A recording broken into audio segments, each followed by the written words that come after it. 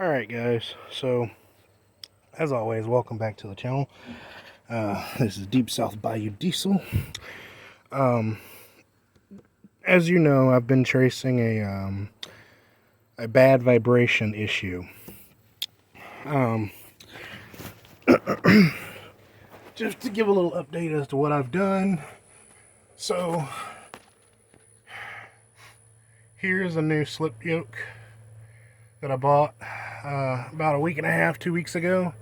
And this slip yoke will allow me to put this in any direction. I can slip this off, spin it 180, stick it back on, or if I wanted to, which would throw it completely out of balance, I can just take it off, spin it 90 degrees, and then slip it on.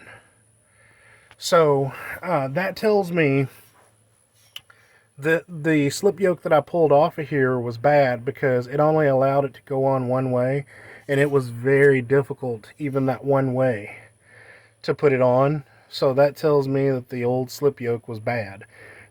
Probably why it was binding up real bad. The vibration, like I said, is still there. It's just not as bad with this slip yoke.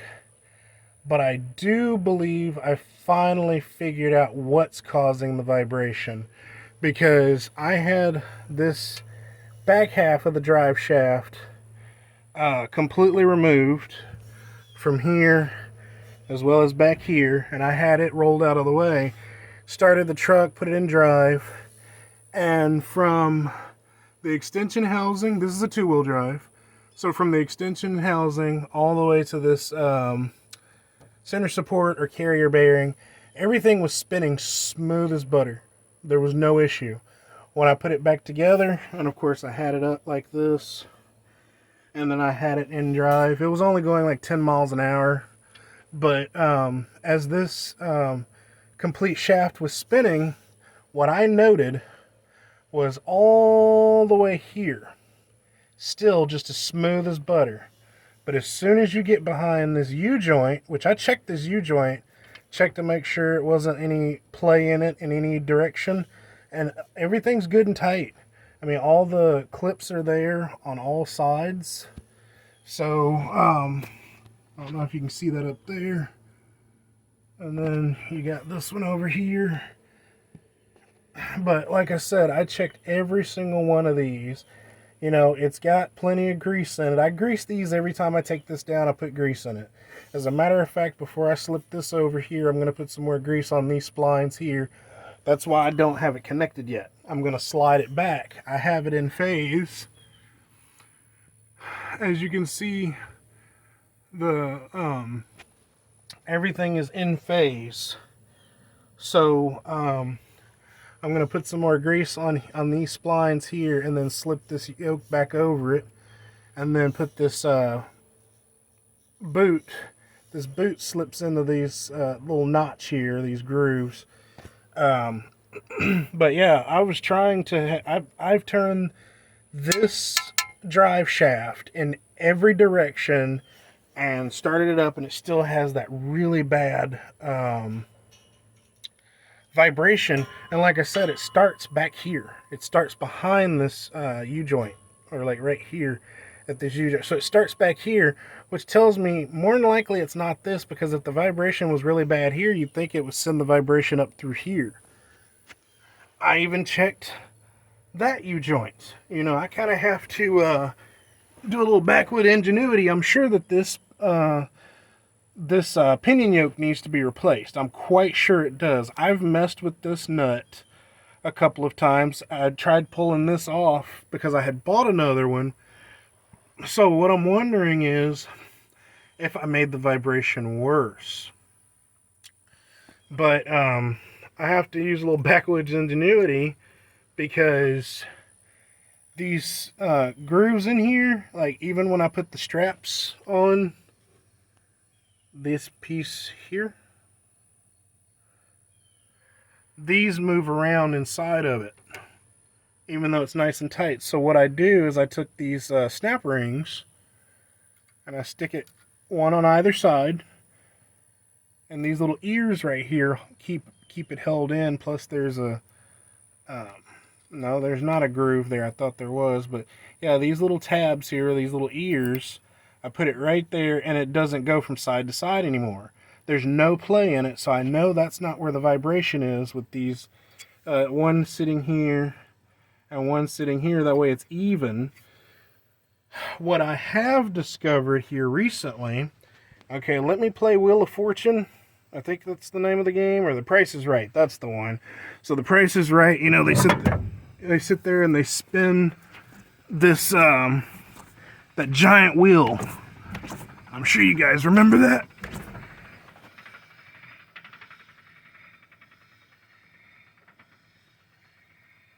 I'm hoping the camera picked up that noise. First off, I noticed that this is not rotating like it's supposed. It does it every now and then, and it'll stop. Ah, come on.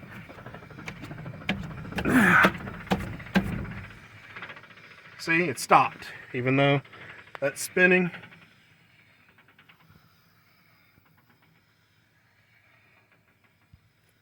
But can you hear that? It sounds like it's coming from inside this pumpkin here. Let me spin this again.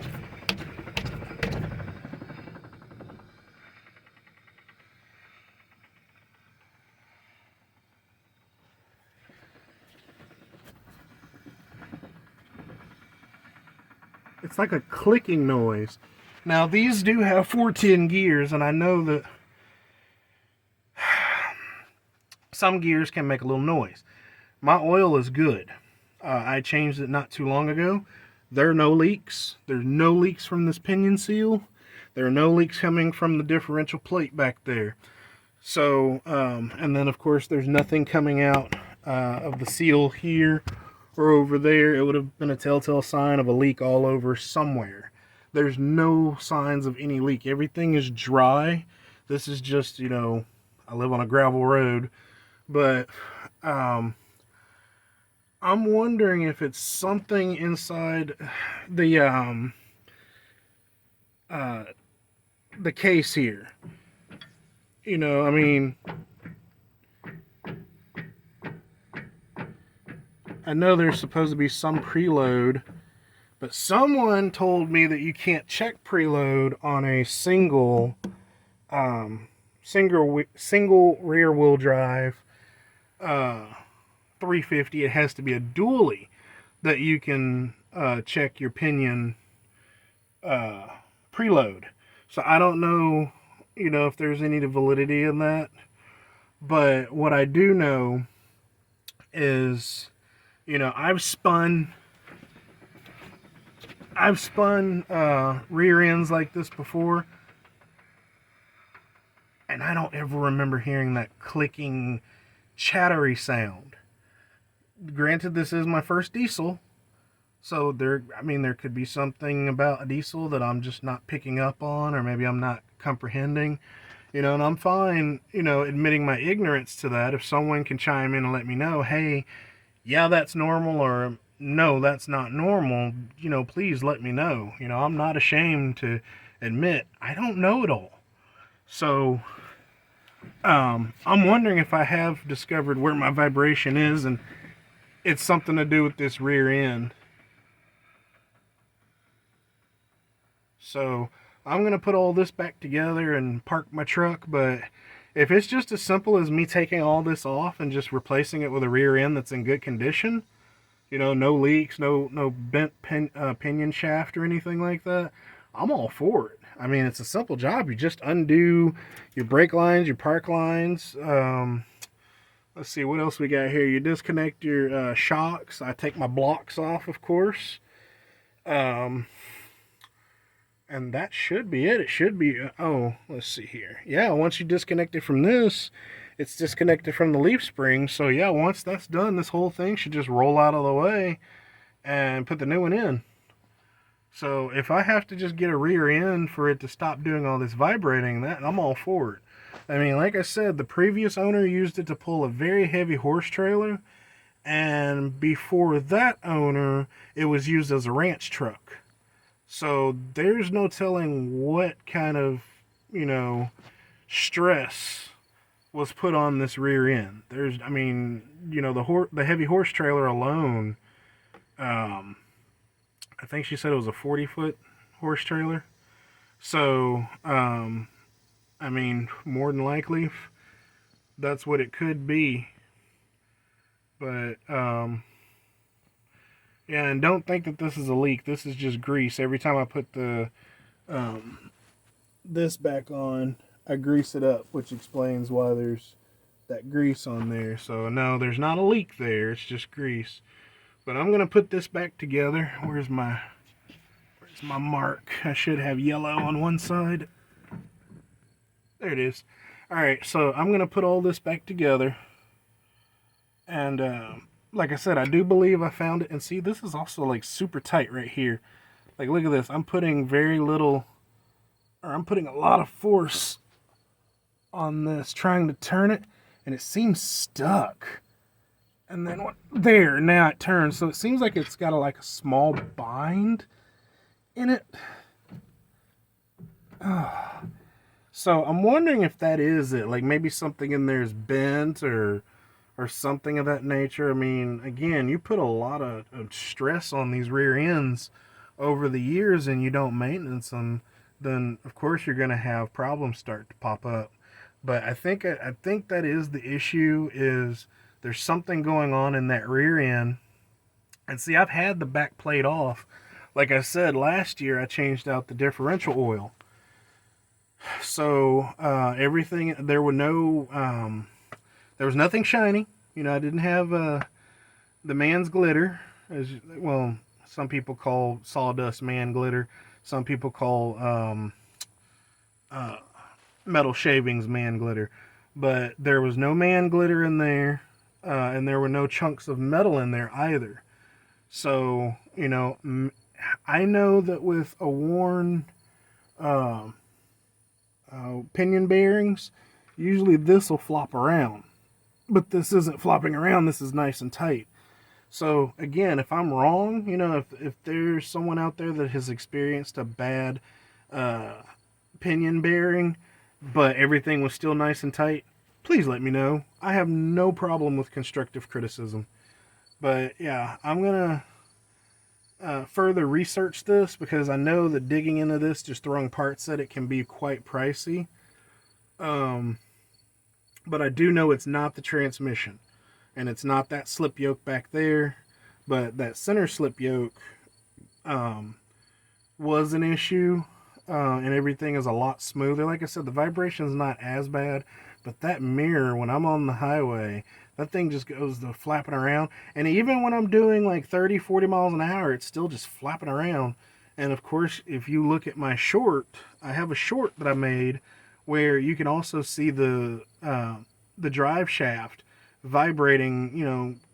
It's vibrating kind of bad, and it's an up and down vibration, not a side to side vibration. So yeah, like I said, I want to get this squared away. I've ate 2 carrier bearing little rubber piece. The little rubber piece right here, I've already destroyed 2 of those. So this one's still in really good condition. And I'd rather not destroy this one, because I don't have warranty anymore. This one was the warranty replacement. So if this one gets damaged, I'm going to have to come out of pocket again. And I really don't want to do that.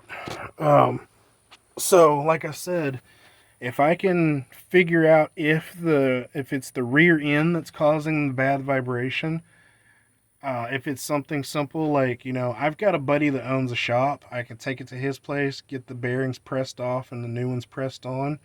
If it's a bad race, I can pop those out and I can tap the new races in.